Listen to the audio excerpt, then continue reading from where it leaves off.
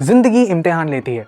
दोस्तों, ये कहावत आपने अपनी लाइफ में बहुत बार सुनी होगी, पर इस दुनिया में ऐसे कई सारे एग्जामिनेशंस हैं जिनको क्लियर करने में सालों साल लग जाता है और फिर भी मेजॉरिटी लोग इसे क्लियर नहीं कर पाते। आज हम बात करने वाले हैं दुनिया के टॉप 10 टफेस्ट एग्जामिनेशंस की, जिनमें से कुछ नाम आपने पहले से सुने होंगे क्योंकि इस लिस्ट में कुछ इंडियन एग्जामिनेशंस भी शामिल हैं।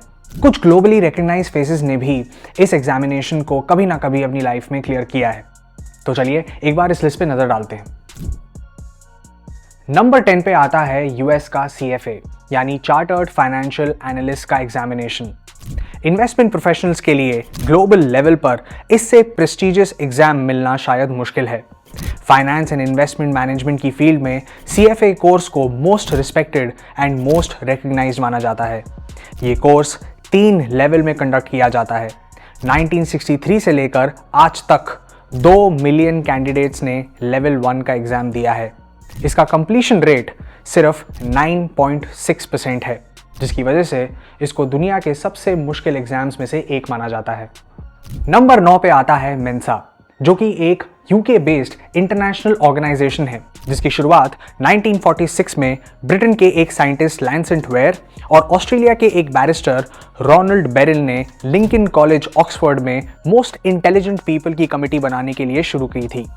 ये एग्जाम बेसिकली लोगों की कॉग्निटिव एबिलिटी और प्रॉब्लम सॉल्विंग स्किल्स को टारगेट करता है।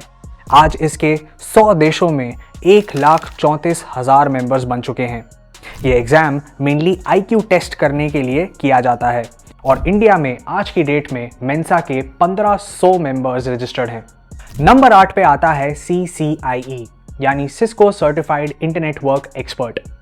अमेरिका में कंडक्ट किए जाने वाला ये एग्जाम टेक्निकल सर्टिफिकेट्स देने का काम करता है उन लोगों के लिए जो नेटवर्क प्रोफेशन में डिजाइन, बिल्ड, इंप्लीमेंट, मेंटेन और ट्रबल शूट को मैनेज करते हैं।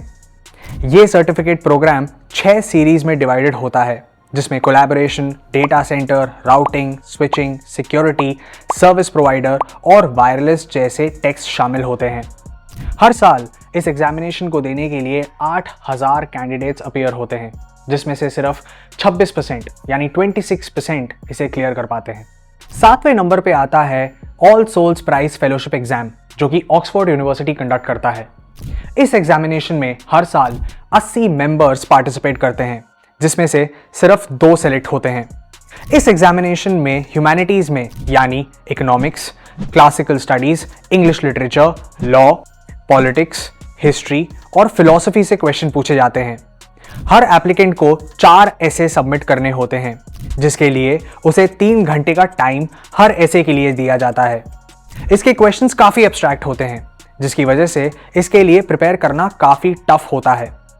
हर साल जो कैंडिडेट्स ऐसे पास करते हैं उन्हें इसके ऊपर एक वाइवा भी देना पड़ता है, और ये सब सिर्फ यूनिवर्सिटी में 7 साल की फेलोशिप के लिए।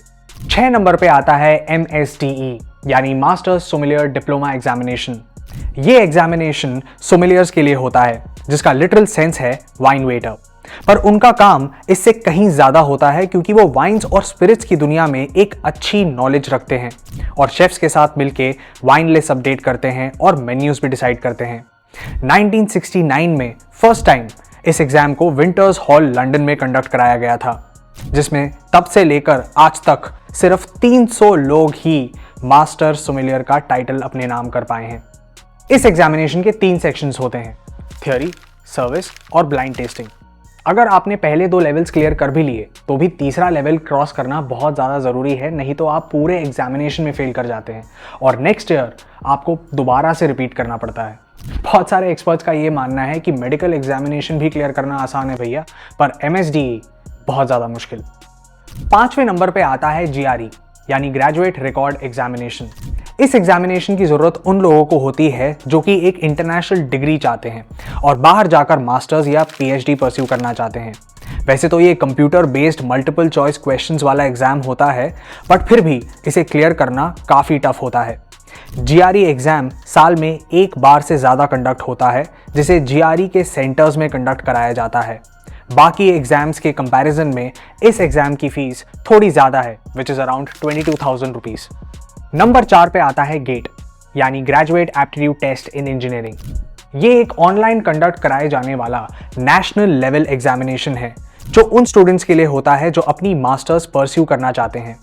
गेट के रिजल्ट्स को IIT और IIM जैसे प्रेस्टिजियस कॉलेजेस भी एक्सेप्ट करते हैं।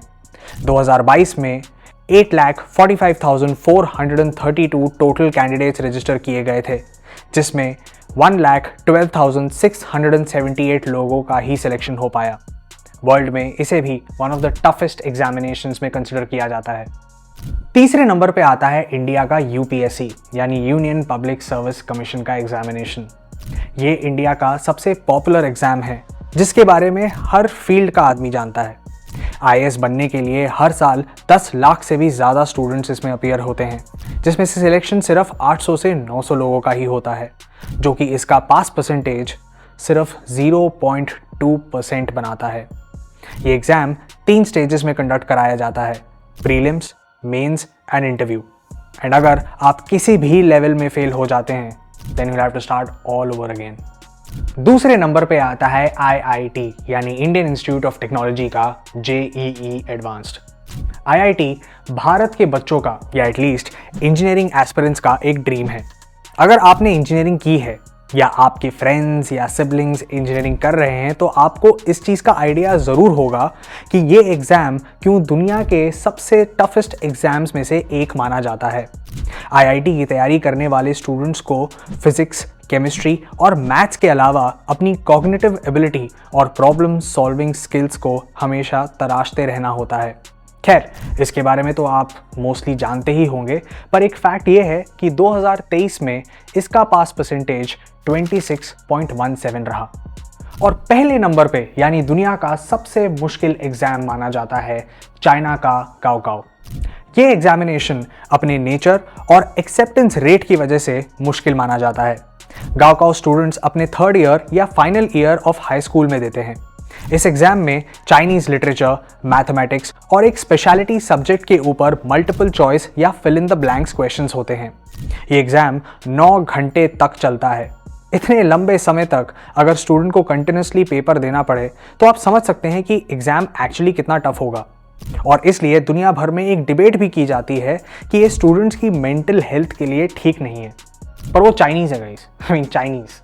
हे guys, thank you so much for watching that video. अगर आपको पसंद आया तो please hit the like, share and subscribe button down below. अगर आप चाहते हैं कि हम किसी भी ब्रांड या एंटरप्रेन्योर पे कोई स्टोरी कवर करें या जियोपॉलिटिक्स की कोई केस स्टडी आपके सामने पेश करें या ऐसी कुछ स्टैटिस्टिक्स आपको दें तो please do let us know in the comments. We'll be more than happy to do so. Will see you in the next episode. Till then take care, good bye.